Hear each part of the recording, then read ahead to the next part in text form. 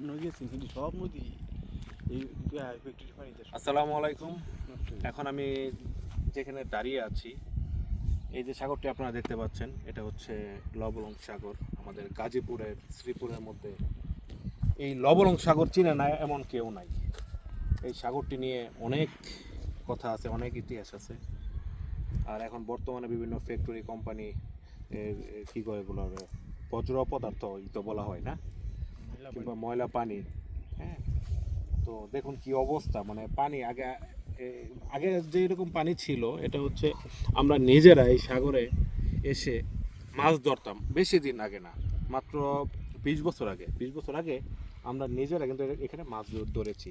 আর এখন পানির যে অবস্থা আপনারা দেখুন, এই পানি থেকে মাছ আছে, মাছ নাই, পোকামাকড় নাই, কোনো কিছু নেই, কোনো কিছুই মানে বেঁচে থাকতে পারে না, এতটা দূষিত পানি হয়ে গেছে।